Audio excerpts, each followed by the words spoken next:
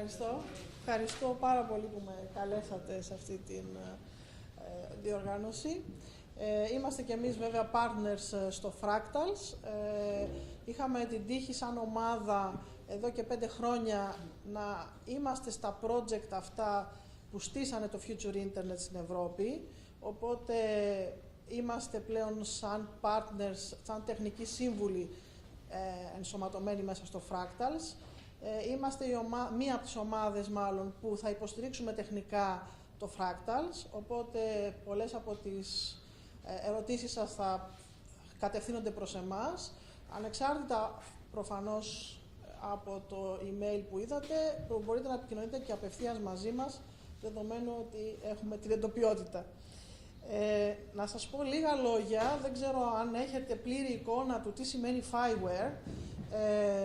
Πριν 5 χρόνια ουσιαστικά υπήρξε μια μεγάλη απόφαση στην Ευρώπη να χρηματοδοτηθεί και από το δημόσιο και από τον ιδιωτικό τομέα η ανάπτυξη του μελλοντικού ίντερνετ της Ευρώπης σε αντιδιαστολή με τα γεγονότα με τα τεκτενόμενα στην Αμερική. Και η Ευρώπη αυτή τη στιγμή θέλει να δώσει μια όθηση ουσιαστικά στην υιοθέτηση αυτών των αποτελεσμάτων που προήλθαν από τα προηγούμενα projects που προηγήθηκαν τα τελευταία 5 χρόνια και να δώσει δυνατότητα πάνω από αυτές τις πλατφόρμες που ήδη έχουν αναπτυχθεί και δίνουν τα εργαλεία για να χτιστούν εφαρμογές στο μελλοντικό ίντερνετ, να δώσει τη δυνατότητα σε μια μεγάλη ομάδα χρηστών και ομάδων που σχετίζονται και με την ανάπτυξη εφαρμογών να δουλέψουν, να τα χρησιμοποιήσουν και να δώσουν ένα boost σε αυτό που λέγεται μελλοντικό ίντερνετ για την Ευρώπη. Στα πλαίσια αυτά λοιπόν εντάσσεται και το κομμάτι του Fractals. Είναι ένα από τα projects που ουσιαστικά δίνουν χρηματοδότηση για να δώσουν αυτή ακριβώς την όθηση για την χρησιμοποίηση των generic enablers, όπως ονομάζονται, του Fireware. Το Fireware ήταν το κεντρικό, ας το πούμε, έργο, το οποίο προσπάθησε να δώσει τη βασική πλατφόρμα για το μελλοντικό ίντερνετ. Γύρω από το Fireware υπήρξαν διάφορες άλλες προτάσεις και έργα τα οποία τρέξανε και βοηθήσαν στην ανάπτυξη των generic enablers. Σε κάποια από αυτά, όπως ήταν το Smart Agri-Food και το FI Space, συμμετείχαμε και εμείς. Οπότε έχουμε αρκετά καλή γνώση στο πώς έχουν στηθεί τα generic enablers και μπορούμε να σας βοηθήσουμε πάρα πολύ στο κομμάτι αυτό. Γενικά θα πρέπει να έχετε στο μυαλό σας ότι το Fireware αυτό που πάει να στήσει είναι μια πλατφόρμα η οποία είναι αρκετά γενική και η οποία μπορεί να υποδεχτεί ή να δώσει εργαλεία στο να υποδεχτεί πάρα πολλές εφαρμογές για το μελλοντικό ίντερνετ. Ακριβώς επειδή το concept, η γενική λογική της προσέγγισης ήταν να έχουμε μία πλατφόρμα η οποία θα ήταν γενικού σκοπού, έτσι, όλες οι τεχνολογίες που προτιμήθηκαν και που προχώρησαν στο να δοθούν μέσα από τους generic enablers ήταν λειτουργίες και τεχνολογίες οι οποίες είναι όσο γίνεται πιο γενικού σκοπού. Επομένως, αν θέλουμε να μιλήσουμε για τους generic enablers, που είναι το βασικό εργαλείο που θα πρέπει και εσείς να χρησιμοποιήσετε για τις προτάσεις σας, οι generic enablers ουσιαστικά δεν είναι τίποτα άλλο από κάποιες πλατφόρμες, κάποιες λειτουργίες, έτσι, οι οποίες είναι γενικού σκοπού και έχουν διεπαφές, οι οποίες επίσης είναι γενικού σκοπού. Έχουν δηλαδή κάποια συγκεκριμένα APIs, έχουν συγκεκριμένα specs, διατίθενται ανοιχτά πλέον από το Fireware και από το FileLab, που μπορείτε να τα βρείτε και σαν specs, αλλά μπορείτε να βρείτε και συγκεκριμένες υλοποιήσεις των generic enablers. Τι σημαίνει αυτό? Σημαίνει ότι τα specs είναι ανοιχτά. Οποιοςδήποτε επίσης μπορεί να πάει και να υλοποιήσει κάποιον generic enabler. Κάποιοι από αυτούς τους generic enablers έχουν υλοποιηθεί από διάφορα project. Και αυτοί οι generic enablers πάλι δίνονται ανοιχτά μέσα από αυτές τις πλατφόρμες. Αυτό που θα πρέπει να σας επισημάνω εξ αρχής είναι ότι πριν αποφασίσετε ποιους θα χρησιμοποιήσετε, θα πρέπει να δείτε πολύ καλά ποιοι από αυτούς είναι πιο όριμοι. Δεν είναι όλες οι εφαρμογές των generic enablers αρκετά δοκιμασμένοι. Άρα εκεί πέρα είναι ένα σημείο αιχμής που θα πρέπει και με τη δικιά μας βοήθεια, εφόσον θέλετε, να δούμε ποιοι είναι αυτοί οι generic enablers που είναι πιο όριμοι, πιο δοκιμασμένοι, πιο σταθεροί και μπορείτε πολύ πιο εύκολα να τους χρησιμοποιήσετε για να χτίσετε την εφαρμογή σας. Επομένως, μέσα από αυτή τη διαδικασία θα δούμε σιγά σιγά, εγώ θα σας δώσω το γενικότερο πλαίσιο. Στην παρουσίαση μου υπάρχει και ένα appendix. Η παρουσίαση θα είναι διαθέσιμη και από το Fractal και από το SEPVE. Στο appendix έχω πολύ περισσότερες λεπτομέρειες. Προφανώς, εάν θέλετε ακόμα περισσότερες λεπτομέρειες, θα επικοινωνήσετε μαζί μας. Εγώ σας δίνω αυτή τη στιγμή στην παρουσίαση το γενικότερο πλαίσιο για τους generic enablers, για να δείτε λίγο τις βασικές περιοχές που κινούνται, ποιες είναι οι λειτουργικότητες που καλύπτουν και ποια είναι η λογική. Άρα, αυτό που έχουμε να πούμε καταρχήν είναι ότι υπάρχουν ανοιχτά specs για τους generic enablers και υπάρχουν και υλοποιήσεις των generic enablers. Για μερικούς από αυτούς τους generic enablers έχουμε πέραν της μίας υλοποίησης. Προσπαθήστε να δείτε ποια υλοποίηση είναι η καταλληλότερη για εσάς και δείτε ποια είναι η οριμότερη, έτσι, ποια έχει δοκιμαστεί. Εκεί είναι γιατί αλλιώς θα δυσκολευτείτε πάρα πολύ για να τη χρησιμοποιήσετε. Στο κομμάτι λοιπόν, στο πλαίσιο λοιπόν αυτό, για να μπορέσετε να δείτε καταρχήν ποιοι είναι οι generic labels, μπορείτε να χρησιμοποιήσετε το FIWare Catalog. Υπάρχει λοιπόν ένας κατάλογος, ο οποίος είναι διαθέσιμος από το FIWare, όπου διατίθεται μια λίστα από generic enablers, οι οποίοι είναι διαθέσιμοι από το FIWare. Επίσης, εάν κάποιος θέλει να δουλέψει και να δοκιμάσει κάποιους από τους enablers, όπως είπαμε και νωρίτερα, μπορεί να το κάνει μέσα από το FI Lab, που είναι ουσιαστικά το cloud, είναι ένα instance, ας το πούμε, του FIWare, και μπορείτε να έχετε πρόσβαση σε αυτούς από το accountslabfiware.org. Στη συνέχεια θα πρέπει να δείτε ότι υπάρχουν πάρα πολλές προσπάθειες σαν αυτή του Fractals. Υπάρχει το FIWare Accelerate, υπάρχει ένα πρόγραμμα συνολικό το οποίο σχετίζεται με την προσπάθεια όθησης αυτών των generic enablers σε διάφορα πεδία εφαρμογής. Και για να δείτε περίπου τα πεδία εφαρμογής είναι πάρα πολλά, διότι ουσιαστικά οι generic labelers ουσιαστικά χτίστηκαν με βάση 7 πυλώνες, δηλαδή 7 τεχνικούς πυλώνες, και μέσα από αυτούς τους τεχνικούς πυλώνες μπορεί κανείς να δει ότι μπορεί να υλοποιήσει ή τέλος πάντων να στοχεύσει πάρα πολλές εφαρμογές. Οι βασικοί λοιπόν τεχνικοί πυλώνες, οι technical chapters όπως τα λέμε στο FIWare, έχουν να κάνουν. Ο πρώτος έχει να κάνει ουσιαστικά με ενδιάμεσο λογισμικό και διεπαφές που σχετίζονται με το δίκτυο και τις συσκευές που χρησιμοποιούνται μέσα σε ένα δίκτυο. Ο δεύτερος πυλώνας σχετίζεται με τα web interfaces, user interfaces, ουσιαστικά με διεπαφές χρηστών. Ο τρίτος πυλώνας σχετίζεται με ένα οικοσύστημα εφαρμογών και υπηρεσιών μέσα σε ένα πλαίσιο ουσιαστικά παροχής αυτών των εφαρμογών και υπηρεσιών. Το άλλο κομμάτι σχετίζεται ουσιαστικά με τεχνολογίες cloud, με τεχνολογίες νέφους και πώς μπορούμε να κάνουμε hosting μέσα σε αυτές. Το πέμπτο κομμάτι έχει να κάνει με κομμάτια που έχουν να κάνουν διαχείριση δεδομένων και context, δηλαδή πληροφορίας περιβάλλοντος. Θα πρέπει να σας επισημάνω ότι στα δεδομένα δεν έχουμε απλά την απλή εκμετάλλευση ή διαχείριση δεδομένων από το δίκτυο, αλλά μπορούμε να αντιμετωπίσουμε με συγκεκριμένους generic enablers και μεγάλο όγκο δεδομένων. Το λέω γιατί το big data στις μέρες μας είναι ένα πολύ μεγάλο ζητούμενο, έτσι? Είναι ένα μεγάλο trend τεχνολογικά.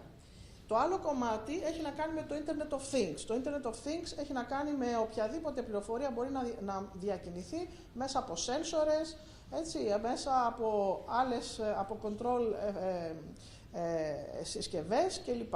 Και το τελευταίο κομμάτι έχει να κάνει με το security, την ασφάλεια.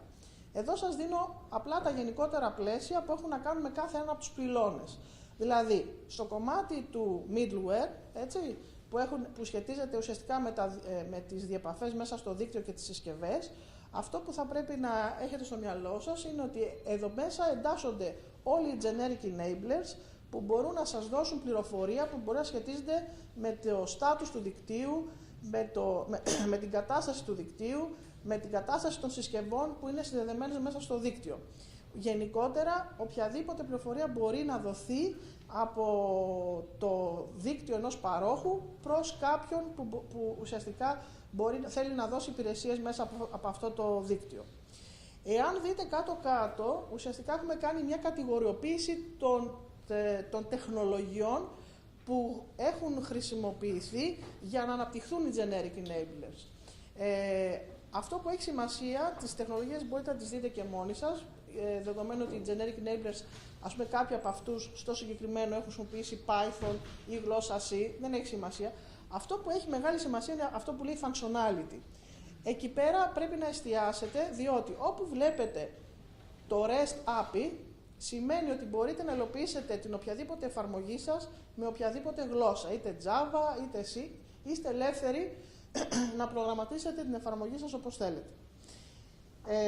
Αυτό που επίσης θα πρέπει να σας πω είναι ότι σήμερα, επειδή μιλάμε και για software defined networks πάρα πολύ,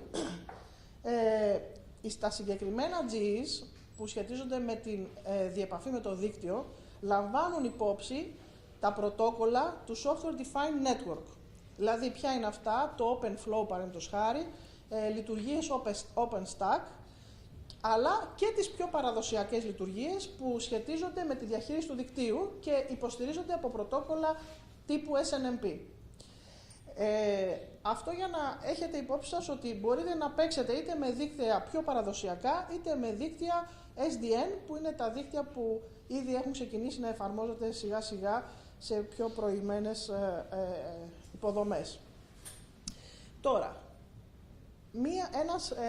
ένα σύνολο από generic enablers, τα οποία σχετίζονται ουσιαστικά με την διεπαφή των χρηστών και έχουν να κάνουν με την εισαγωγή γραφικών, τρισδιάστατων γραφικών ή γραφικών που σχετίζονται με υποβοηθούμενη πραγματικότητα. Αυτά υποστηρίζονται μέσα από την κατηγορία Advanced Web User Interfaces. Εδώ θα πρέπει να προσέξετε όσοι θέλετε να χρησιμοποιήσετε generic enablers από το συγκεκριμένο πεδίο, διότι όπως θα δείτε εκεί στο functionality, εδώ μπορείτε να παίξετε μόνο με JavaScript. Εντάξει. Εδώ είναι ο μόνος περιορισμός δηλαδή, που έχουμε, είναι σε αυτό το πεδίο. Τώρα, όσο αφορά applications και services, δηλαδή την κατηγορία της εισαγωγής, ενοποίησης και διαχείρισης applications και υπηρεσιών πάνω στο δίκτυο, αυτό είναι ένα πολύ δυναμικό κομμάτι, είναι ένα κομμάτι που έχει αναπτυχθεί πάρα πολύ μέσα στο κομμάτι του FIWare. Έχουμε από τους πιο όριμους generic enablers εδώ μέσα και μπορείτε να το χρησιμοποιήσετε με διάφορους τρόπους. Θα σας δείξω λίγο αργότερα ένα παράδειγμα. Εδώ έχει μεγάλο ενδιαφέρον γιατί αυτοί οι generic enablers σας δίνουν όχι μόνο τη δυνατότητα να συνθέσετε μία εφαρμογή δυναμικά, αλλά σας δίνουν και τη δυνατότητα να ορίσετε πώς θα διαμοιραστούν τα κέρδη από τη συγκεκριμένη εφαρμογή. Αν δηλαδή εσείς θα πρέπει να διαμοιράσετε κέρδη από την εφαρμογή σε διάφορους εμπλεκόμενους, αυτό μπορείτε να το κάνετε δυναμικά μέσα από τους generic enablers που σας δίνει η πλατφόρμα. Πάλι εδώ να σας πω ότι εδώ πέρα μιλάμε πάλι για REST APIs, άρα είστε ελεύθεροι να εφαρμόσετε οποιαδήποτε εφαρμογή θέλετε με οποιαδήποτε γλώσσα υλοποίησης θέλετε. Τώρα, στο κομμάτι του cloud hosting, προφανώς εδώ πέρα είναι ένα κομμάτι που σχετίζεται με την ενσωμάτωση υπηρεσιών πάνω στο νέφος και κυρίως με το κομμάτι του hosting των υπηρεσιών πάνω στο νέφος. Εδώ είναι πολύ σημαντικό, διότι εδώ πέρα προφανώς με τους generic enablers που μπορείτε να χρησιμοποιήσετε από το συγκεκριμένο πυλώνα, μπορείτε να διαχειριστείτε πολύ πιο εύκολα εφαρμογές που μπορεί να θέλουν παραλληλία. Έτσι. Διότι το νέφος μπορεί να μας δώσει πάρα πολλές δυνατότητες που έχουν να κάνουν είτε με την υλοποίηση παραλληλίας, έτσι, με visualization δηλαδή, είτε με κομμάτια που έχουν να κάνουν με data centers. Δηλαδή, αν έχετε πολλά δεδομένα που θα πρέπει κάπου να αποθηκευτούν, εδώ πέρα μπορείτε σίγουρα να χρησιμοποιήσετε ένα κομμάτι που σχετίζεται με το hosting των δεδομένων σε clouds. Και το άλλο κομμάτι που επίσης σχετίζεται και με τα προηγούμενα, αλλά και με αυτό που θα πούμε εδώ τώρα, έχει να κάνει με τη διαχείριση των δεδομένων. Γίνεται στις μέρες μας πολύ μεγάλη συζήτηση για το πώς θα εκμεταλλευτεί κανείς δεδομένα από διάφορες πηγές ή σύνθετα δεδομένα ή δεδομένα που είναι μεγάλου όγκου. Μέσα από τους generic enablers που σχετίζονται με αυτόν τον πυλώνα μπορείτε να χτίσετε εφαρμογές ακριβώς αυτού του σκοπού. Δηλαδή εφαρμογές που μπορούν να ενσωματώνουν διαχείριση μεγάλου όγκου δεδομένων, σύνθετων δεδομένων και να μπορούν επίσης να ενσωματώνουν ανάλυση των semantics, δηλαδή της πληροφορίας, να μπορείτε να έχετε δυνατότητα ανάλυσης περαιτέρω της πληροφορίας που σχετίζονται με τα δεδομένα αυτά. Πάλι εδώ οι εφαρμογές σας μπορούν να υλοποιούνται από διάφορες γλώσσες προγραμματισμού και να σας πω και κάτι επιπλέον, ότι μέσα από αυτούς τους enablers ουσιαστικά έχετε τη δυνατότητα να χρησιμοποιήσετε τεχνικές, για όσους ίσως έχουν ασχοληθεί θα ξέρουν, που έχουν σχέση με το MapReduce, δηλαδή με την κατηγοριοποίηση των δεδομένων και ουσιαστικά την ελαχιστοποίηση των κατηγοριών των δεδομένων με τα οποία έχετε να διαχειριστείτε.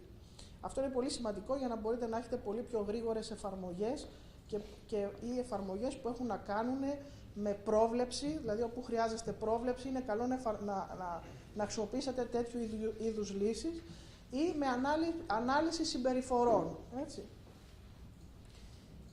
Τέλος, στο κομμάτι της ασφάλειας, εδώ έχουμε πλέον generic enablers που σχετίζονται με το πώς θα μπορέσετε να διαχειριστείτε την ασφάλεια μιας εφαρμογής σας, δηλαδή πώς θα διαχειριστείτε τις ταυτότητες των χρηστών που θα μπορούν να έχουν πρόσβαση στην εφαρμογή σας, πώς μπορείτε να υλοποιήσετε ένα single sign-on σημείο για τους χρήστες σας, πώς μπορείτε να διαχειρίζεστε τα διάφορα επίπεδα πρόσβασης των χρηστών σε δεδομένα, στην υπηρεσία κλπ.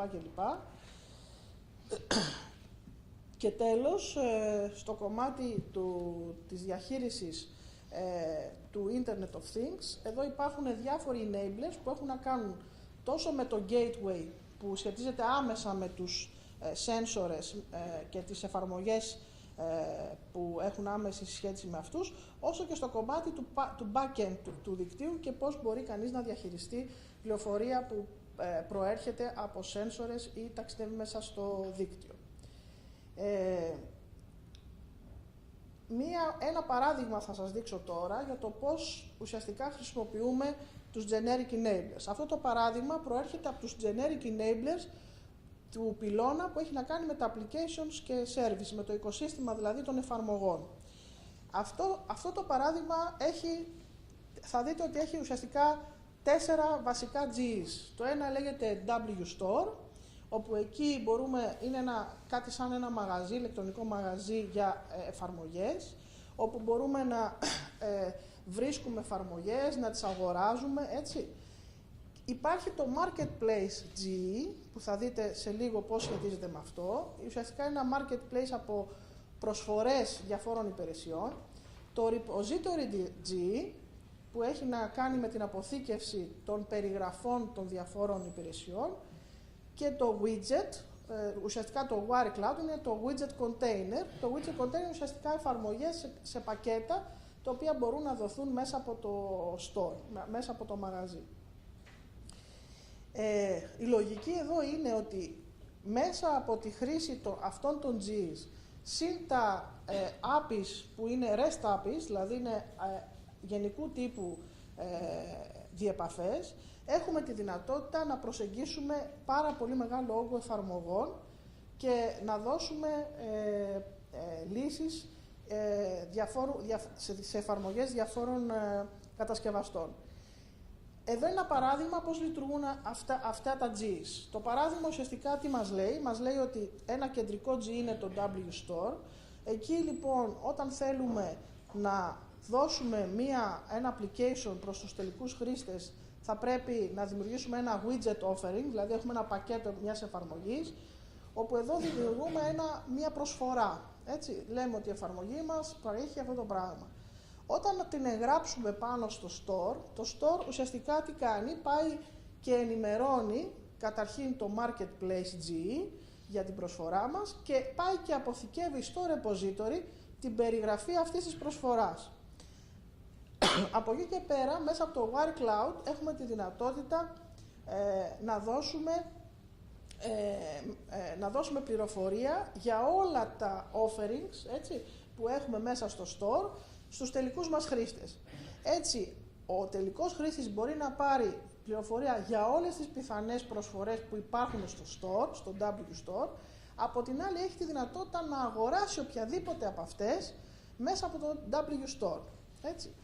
Άρα, αυτή είναι μια πολύ βασική, ας το πούμε, ένα πολύ βασικό παράδειγμα το πώς λειτουργούν τα GEs και πώς μπορείτε και εσείς ουσιαστικά να εγγράψετε εφαρμογές μέσα σε ένα τέτοιο περιβάλλον. Εδώ σας δείχνω απλά ένα παράδειγμα που υπάρχει στο Fireware. Εδώ υπάρχουν διάφορες, ας το πούμε, εφαρμογές. Μία από αυτές είναι το Minesweeper, το παιχνίδι, έτσι. Άρα, όποιος μπαίνει χρήστης μπορεί να δει όλα αυτά τα offerings, να δει περιγραφές για την κάθε μία εφαρμογή, έτσι, και να μπορέσει ανάλογα με την περιγραφή να αποφασίσει ποια εφαρμογή θα κατεβάσει ή ποια εφαρμογή θα αγοράσει. Δεν θα σας κουράσω άλλο. Εδώ είναι απλά αν επιλέξετε την εφαρμογή Minesweeper, έτσι, πλέον αυτή εμφανίζεται στο χρήστη και ή κατεβαίνει στο χρήστη για να τη χρησιμοποιήσει. Δεν θέλω να σας κουράσω άλλο.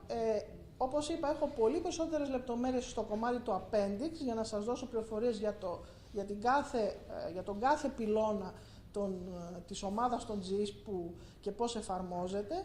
Προφανώς είμαστε διαθέσιμοι και μέσα από τα emails που σας δόθηκαν, είτε και με απευθείας επικοινωνία και στο δικό μου email account που είδατε νωρίτερα στην παρουσίαση. Ευχαριστώ πολύ.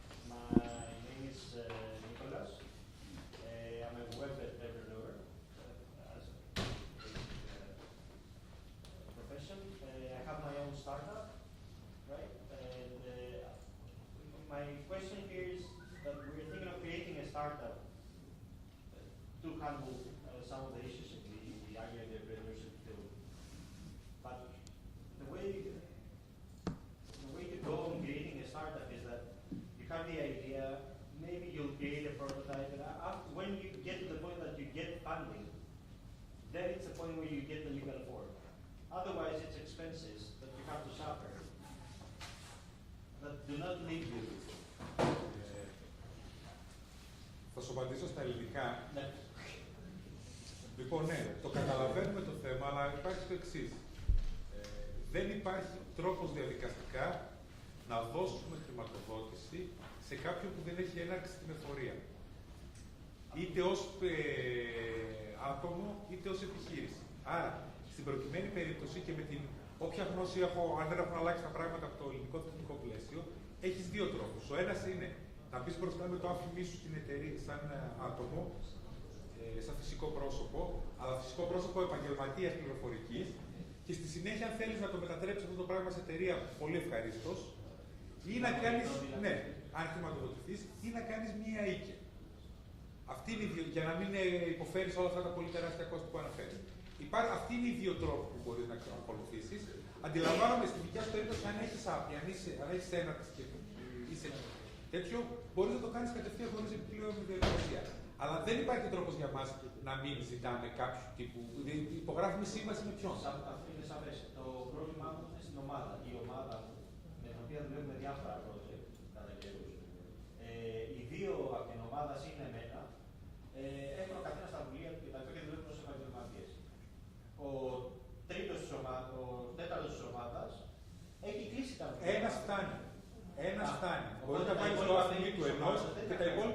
της ομάδας δεν είσαι υποχρεωμένος να περιγράψεις την πρόταση τι σχέση έχεις μαζί τους. Αν έχουν για αυτιάφεια, αν τους έχεις προσλάβει, αν τους έχεις κάνει. Δεν είναι κάτι που μας ενδιαφέρει στο στάδιο της πρότασης. Στο στάδιο της πρότασης, αυτό δεν είναι. Γιατί λέω να πω την αξιολόγηση. Θέλω να συμπληρώσω ότι μάλλον είναι πρόβλημα συνέχεια, γιατί πώς να δικαιολογήσει το έξοδο. Αν είναι μάλλον, ας πούμε. Καλά, αν περάσει το έργο θα Αν πρέπει είναι περάσει, τότε φτιάχνει μια ή και ενσωματώνει όλα τα μέλη και τελειώνει το θέμα. Υπάρχει το Υπουργείο Επαγγελματικής Δαπάνης, έτσι. Υπάρχει το Υπουργείο που δεν έχουν δει ανοιχτά. Αυτό είναι 4.000 Μέσα στον χρόνο. Μέσα στον χρόνο. Ήταν 4.000. Οπότε για κάποιους δεν μπορεί. Για κάποια που δεν έχουν δει, τους υποχρεώσεις, αν η αμοιβή είναι τους κάποιους, γύρω στους 5.000 τον χρόνο, καλύτερα να έχει επαγγελματικής δαπάνης. Υπάρχει μια σχετική ισοτιμία στον νόμο της διάρκειας.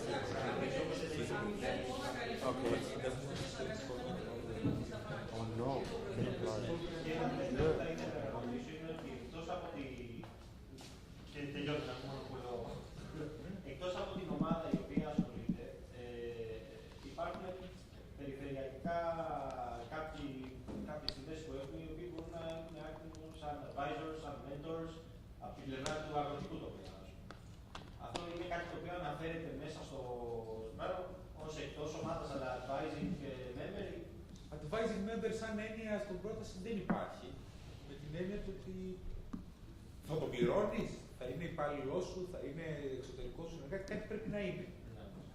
Όχι, αυτό που με ενδιαφέρει είναι να πιστοποιήσω ότι πέρα από τα web development κομμάτια που έχουμε εμείς, ότι υπάρχει solid επαφή μέσα στον αγροτικό τομέα, ο οποίος μπορεί να μας δώσει. Αυτό να πει σαν τελικός χρήστης για το Living Club είναι ένα μέλος της ομάδας σου. Προσπαθώ να σε βοηθήσω να το ξεκαθαρίσει στο μυαλό σου τι ρόλο θέλεις να έχει αυτό ο άνθρωπος. Τι θα έχει. Ο ρόλος είναι ξεκάθαρος, είναι advising. Ωραία, θα το πληρώσεις. Όχι.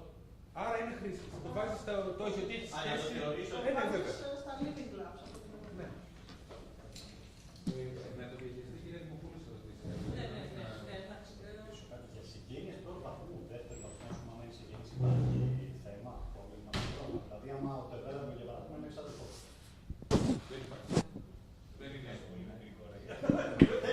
Λογικό μπορεί να υπάρχουν και οικογενειακές εκδοχές να φέρουν άτομα. Κανένα πρόβλημα. Το όνομα και την ιδιότητα, παρακαλώ. Αναστάσεως Σαββίζας. Νικολαίδης Γιώργος, κυβέρνηση του Βάκη και Τεχνολογική.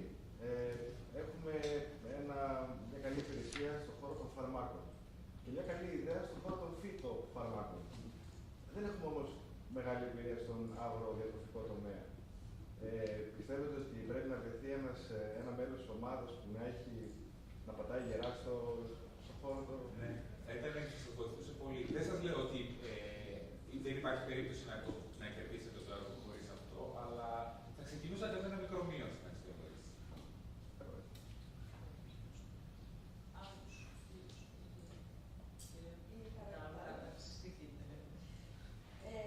Εγώ θέλω περισσότερο μια παρατήρηση, γιατί καταλαβαίνω δεν μπορεί να γίνει τίποτα. Στην σταματική παραγωγή υπάρχει ένα της εποχικότητας. Η εποχή που βγάζει αυτό το πρόγραμμα δεν βολεύει για να καλύψουμε ένα κύκλο εποχικότητας, μια εποχή ολόκληρη. Και ειδικά οι αισθητήρες που δεν θα λέω ότι είναι χειρότεροι, δηλαδή θα υπογραφούν τα συμβόλαια τέλος Μαΐου, άρα θα γίνει ανάπτυξη μέσα στο καλοκαίρι. Τουλάχιστον στις οργανικές παραγωγές, να μιλήσουμε μόνο για τη χώρα μας, η παραγωγή έχει τελειώσει. Έχει τελειώσει και το evaluation. Δεν μπορεί να γίνει μετά, τελειώσουν οι παραγωγές. Το πείσαμε το μαγαζί του πρόγραμμα. Κατανοητό, αλλά δεν μπορούμε να το. Δεν μπορεί να γίνει κάτι. Είναι κάτι όπως λειτουργεί. Αυτό σημαίνει ότι δεν τετράει. Συγγνώμη, συμμερίδα από πράξη. Αυτό σημαίνει ότι δεν τετράει. Όχι, εμείς δεν θέλουμε, το ξεκαθαρίσαμε στην παρουσίαση. Εμείς δεν ζητάμε trials. Η επαφή που ζητάμε με τον χρήστη είναι σε σχέση με τη λειτουργικότητα, με το πόσο φιλική προς τον χρήστη είναι η εφαρμογή. Δεν ζητάμε να στήσετε trial και να μας φέρετε δεδομένα από ένα γεωπολικό πείραμα διάρκειας μιας παραγωγής. Αλλά μπορεί για να ολοκληρωθεί μια συγκεκριμένη εφαρμογή να απαιτούνται αυτά τα στοιχεία. Δηλαδή, κάποιο project να θα απαιτεί. Ναι, δεν μπορεί να είναι. Αυτό δεν μπορούμε να το λέμε. Ίσως συγγνώμη, επειδή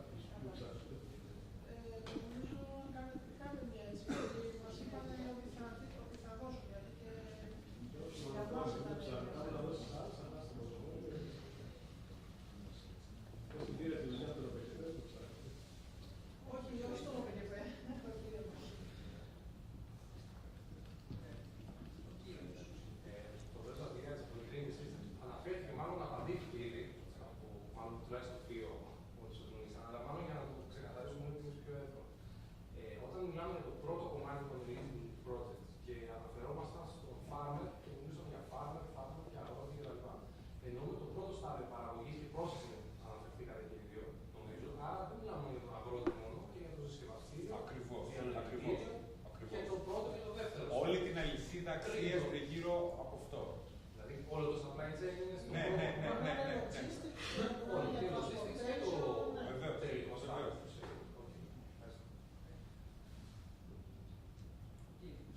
Βασιακούλης Αλέξανδρος, από την εταιρεία 3D Solidforms.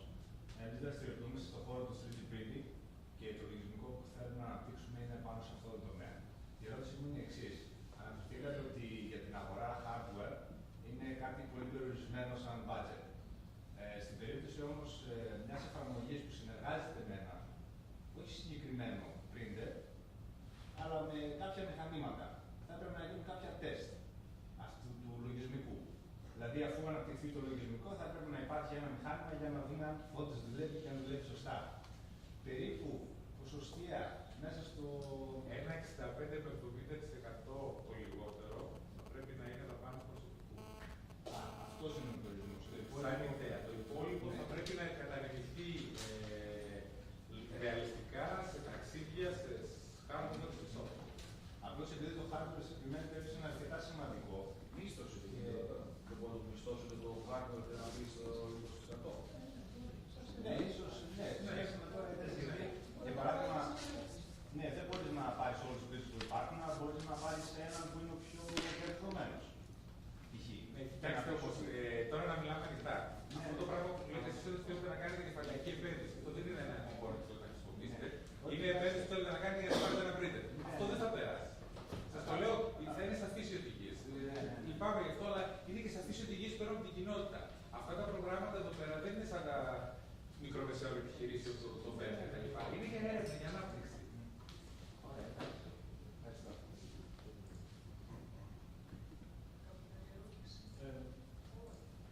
Να μιλήσουμε τελείως λίγο στα Χανιά. Λίγο και λίγο τα Χανιά εδώ. Είπε ο κ. Χατζικώστας ότι λίγο την ιδιότητά σας και το. είναι γεωφόνος, εργαζόμενος του Υπουργείου Γεωργίας, αλλά γενικά ενδιαφέρονται τις προτάσεις μιας επιχείρησης που μπορεί να είναι σχετική με την πληροφορική. Είπατε ότι ένα κέρδος από μια επένδυση 100.000 ευρώ προς το πρόγραμμα τους, 30.000 ευρώ είναι μικρό. Ένα κύκλος εργασιών. Κύκλος εργασιών. Της επιχείρησης. Ναι. Ο οποίος μπορεί να προέρχεται και από άλλες δραστηριότητες, δεν μπορεί να τις συγκεκριμένει. Για το project μιλάω ότι ζητάει κάποιος να επενδύσουμε, γιατί δεν τα παίρνω πίσω τα λεφτά μας, αλλά να δώσουμε σε κάποιον 100.000 για να αναπτύξει ένα προϊόν. Για να βγάλει μετά 30.000 το χρόνο, να κάνει 30.000 το χρόνο τζίρο, δεν είναι καλή ιδέα. Αυτό το προϊόν. Αυτό το προϊόν είναι σαν επιχείρηση για αυτό το τζίρο. Από το προϊόν. Καταρχήν, να ξεκαθαρίσω κάτι για να μην τρομοκρατούμε εδώ πέρα. Εμείς δεν είμαστε ελεγκτική εταιρεία να κάνουμε due diligence μετά την τζίρο κάναμε που τελειώσαμε το ερώτημα και να σας ζητάμε λεφτά πίσω προς Θεού. Η λογική το πώς θα το γράψεις στην πρόταση. Αν ζητάς από κάποιον να σου δώσει 100.000 και από αυτά τα 100.000 εσύ να κάνεις μια διαφορική βελτίωση 30.000 στο τζίρο σου για να το ξεκαθαρίσουμε αυτό. Είναι αστείο, δεν υπάρχει λόγος. Ας τα δώσει να τα φας καλύτερα. Έχεις από 30.000 το χρόνο. Να πω κάτι. Όμως με αυτή τη λογική έχουμε φτάσει άπειρες εφαρμογές που απευθύνονται στους αγρότες να πουλούνται για ένα χρόνο χρήσης 100 ευρώ. Και οι αγρότες κανείς δεν τις χρησιμοποιεί. Δηλαδή, ποιος αγρότης θα αγοράσει μια εφαρμογή 100 ευρώ για να τη χρησιμοποιήσει, τι θα του προσφέρει, του προσφέρει κέρδος πίσω επισύως από τα 100 ευρώ. Αν του πουλήσεις 5 ευρώ την εφαρμογή, του την δώσεις δωρεάν και αν θέλει να αγοράσει μια επιπλέον υπηρεσία με 10 ευρώ το χρόνο ή με 100 ευρώ το χρόνο, θα την αγοράσει.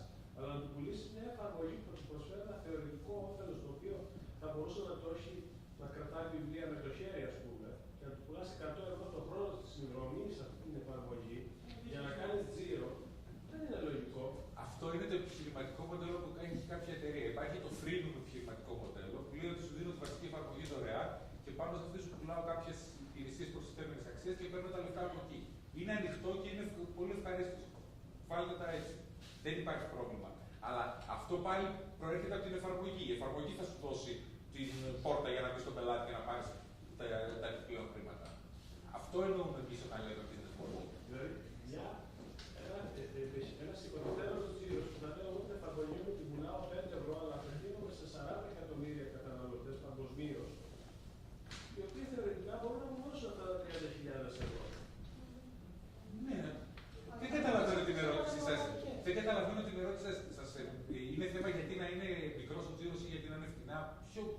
Ποιο είναι το ερωτηματικό?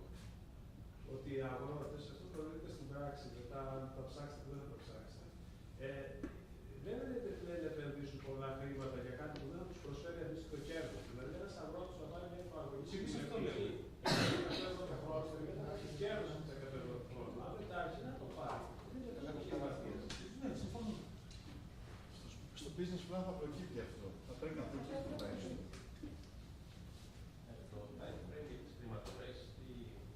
Το time frame για τις χρηματογορές. Καταρχήν, η διάρκεια των έργων είναι 4 με 9 μήνες.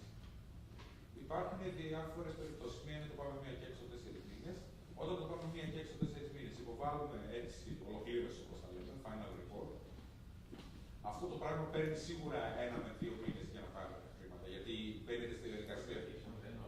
Ενώ κάνετε να παίξουν κάποια αυτό να υπολογίσουν το return on investment, η περίοδος πρώτου time window, το οποίο θα πάνε να υπολογίσουν τα επόμενα 3 χρόνια.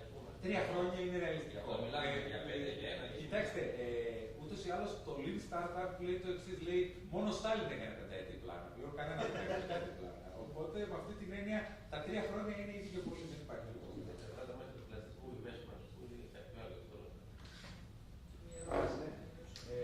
Το PA for all, δεν κατάλαβα πρακτικά πώς θα μας βοηθήσει να βρούμε. Πώς θα σας βοηθήσει, παράδειγμα. Εφαρμόζετε εσείς, φτιάχνετε μία εφαρμογή για ένα προϊόν, ας πούμε θεωρητικά για τα φυτοφάρμακα. Ωραία. Εμείς έχουμε ένα pool, να το πω έτσι, μία ομάδα από end users, οι οποίοι περιλαμβάνουν πάλι όλη την αλυσίδα αξίας και έχει εταιρείες, ανάμεσα σε αυτό έχει αγρότες και έχει εταιρείες φυτοφαρμάκων. Ναι, εσείς, ανάλογα με το ποιον απευθύνεστε, θα πάτε σε αυτόν τον. Θα έχετε έναν χρήστη. Για παράδειγμα, αν απευθύνεστε, θέλετε να φτιάξετε ένα CRM για εταιρείες φυτοφαρμάκων. Λέω κάτι εντελώς τραβή. Θα θέλετε να ξέρετε ο πολιτής φυτοφαρμάκων τι θέλει. Άρα θα έχετε κάποια mock-ups, θα πάτε στον πολιτή φυτοφαρμάκων, θα του τα δείτε και θα σας πει κάποιος δυνητικός πελάτης τη γνώμη του. Αυτό είναι. Έτσι πολύ απλά. Αυτό είναι το service που παίρνετε. Δηλαδή θα μας δώσει access σε αυτόν τον άνθρωπο. Ναι, θα σας δώσει access και θα έχει. Αυτό είναι το δύσκολο για μας. Δεν είναι εύκολο access. Ναι, θα σας δώσει access με την προϋπόθεση ότι αυτό το πράγμα είναι κάτι ρεαλιστικό και μπορούμε να το βρούμε. Δηλαδή, αν φτιάξετε μια εφαρμογή για ακτινίδια, δεν έχουμε αγρότες που καλλιεργούν ακτινίδια. Επίσης, άλλη παρένθεση πάνω σε αυτό, μια και ευχαριστώ που ρωτήσετε γιατί μπορούμε έτσι να το ξεκαθαρίσουμε. Αν έχετε ήδη σχέσεις με οποιουσδήποτε αγρότες, παραγωγούς, τελικούς χρήστες κτλ., είναι καλό και να το γράψετε στην πρόταση σας και να το τεκμηριώσετε ενδεχομένως με κάποια αίτηση τέτοια. Για να το βάλετε στην ομάδα. Αυτό εξαρτάται από εσάς. Για μένα ομάδα σημαίνει το πληρώνω. Ναι, βεβαίως να το βάλω. Ομάδα και να το πληρώσω. Αυτό είναι το ιδανικό.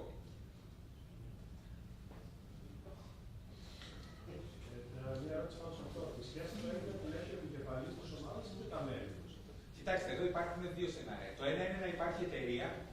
Όταν υπάρχει εταιρεία, σχέση την έχει εταιρεία.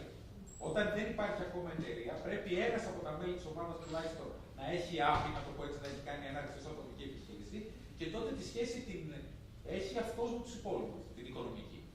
Όχι, άλλο ερώτηση. Επικεφαλής ομάδας είναι μια μικρομεσαία επιχείρηση. Ναι. Μέλος της ομάδας είναι ένας γεωπόνος. Όχι, δεν ισχύει αυτό. Η ερώτηση, να σας πω την ερώτηση. Ο γεωπόνος αυτός από προηγούμενες δουλειές του έχει σχέση με αγρότες.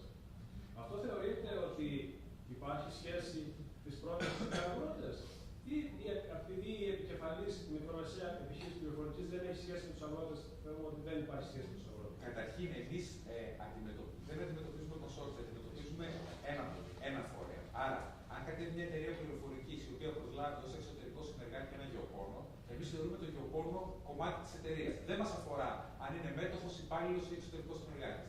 Για εμάς σημαίνει το ίδιο πράγμα. Και εφόσον αυτός έχει σχέση με αγρότες, θεωρούμε πως η εταιρεία έχει σχέση με αγρότες. Απλώς αυτό πρέπει να τεκμηριωθεί με κάποιο τρόπο. Και μια τελευταία ερώτηση από μένα. Αν υπάρχει ομάδα αγροτών, είναι διατεθειμένη να συμμετάσχει με κάποιο τρόπο στο project. Είναι καλύτερα να εμφανιστεί σαν ομάδα ή 2-3-5 άτομα από αυτούς που σαφώς είναι πιο νέοι και πιο. Τι εννοείται να συμμετέχει στο project, ως τελικός χρήστης ή ως μέλος ομάδας? Ως τελικός χρήστης. Θα προτιμηθεί Δεν πιστεύω ότι θα πει κάποιος. Όχι, δεν θα πει κάποιος αυτή τη διαδικασία να το αξιολογήσει. Ό,τι σας βολεύει εσάς.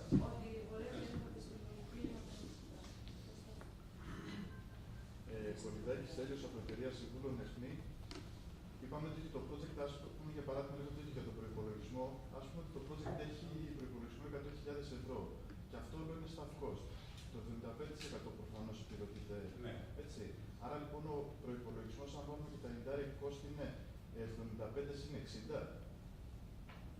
Σίγουρα δεν περιμένω τέτοια ερώτηση. Είναι ο προϋπολογισμός 100. Σε αυτό το κάνουμε, το πάμε 60%. Ο προϋπολογισμός ο πραγματικός είναι 100 μονάδες. Το προϋπολογισμό αυτό τον ανεβάζουμε κατά 60% και αυτός θεωρείται ο συνολικός μας προϋπολογισμός και πάνω στο συνολικό προϋπολογισμό χρηματοδοτούμαστε για το 75%. Ωραία. Το ΦΠΑ είναι επιλέξιμο. Το ΦΠΑ είναι επιλέξιμο. Δεν είναι επιλέξιμο. Το καθεστώς της κάθε επιχείρησης. Δεν είναι επιλέξιμο. Εφόσον είσαι σε καθεστώς ΦΠΑ, ναι. Εφόσον δεν είσαι σε καθεστώς ΦΠΑ, το καθεστώς ΦΠΑ εξαρτάται. Δεν είσαι ΦΠΑ. Αν είσαι καθεστώς ΦΠΑ, δεν είναι επιλέξιμο. Δεν είναι σε κανένα πρόγραμμα, έτσι. Όχι, δεν υπάρχει. Δεν είναι επιλέξιμο στο ΦΠΑ. Αυτό το αποδίδεται. Αν δηλαδή μια εταιρεία πληρώνει ένα εξωτερικό συνεργάτη με ΑΠΗ, το ΦΠΑ πληρώνει στο Ναι. Το καθαρή αξία αμοιβή. Και ο ΦΠΑ είναι μετά τα πάνω. Εντάξει, θα κάνω τις παρακάτω 20%. Αυτό έβαλα. 20% είναι τα πάνω, έτσι. Τελειώσαμε. Αν τελειώσουμε απορίες, έτσι κι αλλιώς οι παρουσιάσεις όλες θα αναρτηθούν και στο site του ΣΕΚΤΡΕ και στο portal του έργου, του Factors. Τα email των εισηγητών μας τα έχετε, υπάρχουν στα κάπου διαθέσιμα, μπορεί να γίνουν απευθείας στους ίδιους και μέσω του ΣΕΚΤΡΕ. Αφήνετε τις ερωτήσεις, ήδη έχουμε πολλές ερωτήσεις, γεγονός ότι είναι τα εξωστρεφή προγράμματα, τα έργα, και είναι καλό και από όλη την Ελλάδα, έτσι. Έχουμε ερωτήσεις και παρουσία σήμερα.